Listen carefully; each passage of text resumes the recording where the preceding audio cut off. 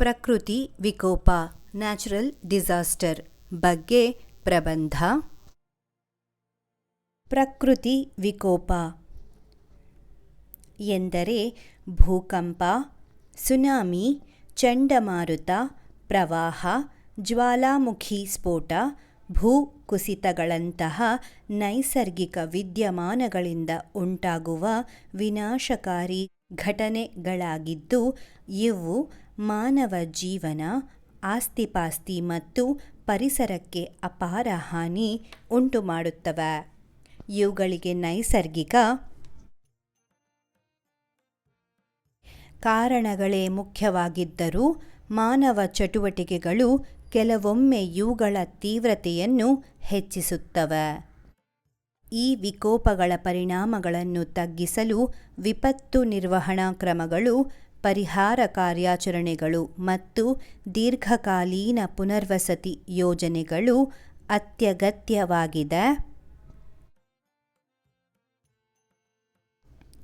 ಪ್ರಕೃತಿ ವಿಕೋಪ ಎಂದರೇನು?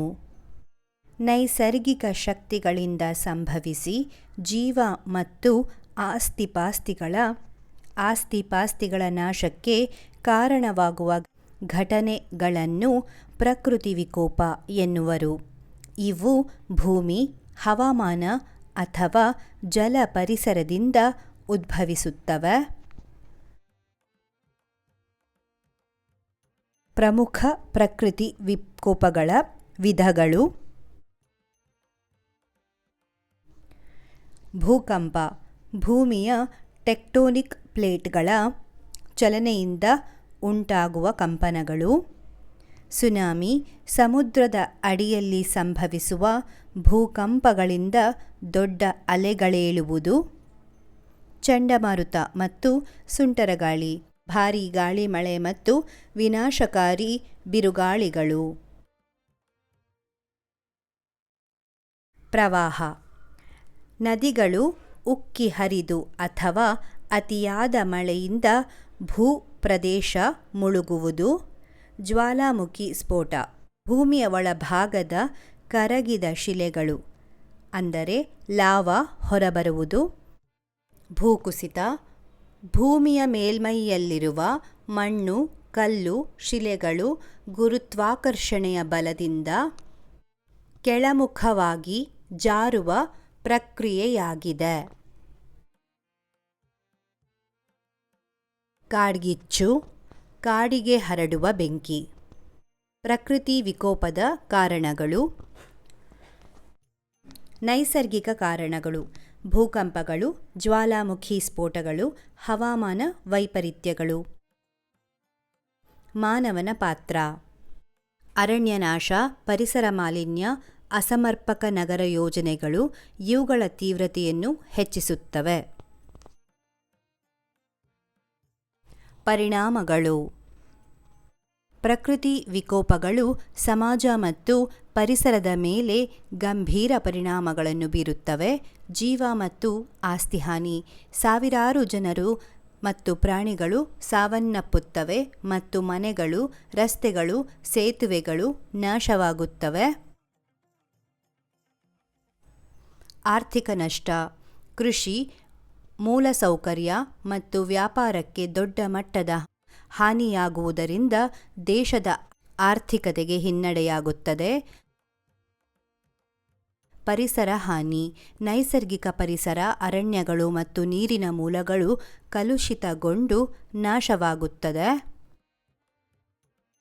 ಮಾನಸಿಕ ಮತ್ತು ಸಾಮಾಜಿಕ ಪರಿಣಾಮಗಳು: ಬದುಕುಳಿದವರಲ್ಲಿ ಭಯ, ಆತಂಕ ಮತ್ತು ಪುನರ್ವಸತಿ ಸಮಸ್ಯೆಗಳು ಉಂಟಾಗುತ್ತವೆ. ತಡೆಯುವಿಕೆ ಮತ್ತು ನಿರ್ವಹಣೆ: ಪ್ರಕೃತಿ ವಿಕೋಪಗಳನ್ನು ಸಂಪೂರ್ಣವಾಗಿ ತಡೆಯಲು ಸಾಧ್ಯವಿಲ್ಲ, ಆದರೆ ಮುಂಜಾಗ್ರತಾ ಕ್ರಮಗಳು ಮತ್ತು ಉತ್ತಮ ನಿರ್ವಹಣಾ ಕಾರ್ಯತಂತ್ರಗಳಿಂದ ಹಾನಿಯನ್ನು ಕಡಿಮೆ ಮಾಡಬಹುದು. ಮುನ್ನೆಚ್ಚರಿಕೆ ವ್ಯವಸ್ಥೆ: ಭೂಕಂಪ ಮತ್ತು ಸುನಾಮಿಯಂತಹ ಘಟನೆಗಳ ಬಗ್ಗೆ ಜನರಿಗೆ ಮುಂಚಿತವಾಗಿ ಎಚ್ಚರಿಕೆ ನೀಡುವ ವ್ಯವಸ್ಥೆಗಳನ್ನು ಬಲಪಡಿಸುವುದು. ವಿಪತ್ತು ನಿರ್ವಹಣಾ ಯೋಜನೆ: ಸರ್ಕಾರಗಳು ಮತ್ತು ಸಂಸ್ಥೆಗಳು ವಿಪತ್ತಿನ ಸಮಯದಲ್ಲಿ ಪರಿಹಾರ ಕಾರ್ಯಗಳು ಮತ್ತು ಪುನರ್ವಸತಿಗಾಗಿ ಸಿದ್ಧರಾಗಿರಬೇಕು.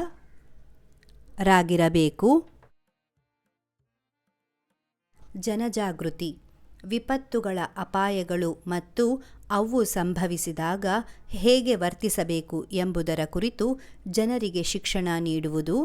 ಪರಿಸರ ಸಂರಕ್ಷಣೆ: ಅರಣ್ಯನಾಶವನ್ನು ತಡೆಯುವುದು ಮತ್ತು ಪರಿಸರ ಸಮತೋಲನವನ್ನು ಕಾಪಾಡಿಕೊಳ್ಳುವುದು ದೀರ್ಘಕಾಲೀನ ಪರಿಹಾರಗಳಾಗಿವೆ. ಉಪಸಂಹಾರ: ಪ್ರಕೃತಿ ವಿಕೋಪಗಳನ್ನು ಸಂಪೂರ್ಣವಾಗಿ ತಡೆಯಲು ಸಾಧ್ಯವಿಲ್ಲ, ಆದರೆ ಅವುಗಳ ಪರಿಣಾಮವನ್ನು ಕಡಿಮೆ ಮಾಡಬಹುದು. ಸಮಗ್ರ ವಿಪತ್ತು ನಿರ್ವಹಣಾ ಯೋಜನೆ, ತಂತ್ರಜ್ಞಾನದ ಬಳಕೆ ಮತ್ತು ಪ್ರಕೃತಿಯೊಂದಿಗೆ ಸಾಮರಸ್ಯದಿಂದ ಬದುಕುವ ಮೂಲಕ ಮುಂದಿನ ಪೀಳಿಗೆಯನ್ನು ರಕ್ಷಿಸಬಹುದು.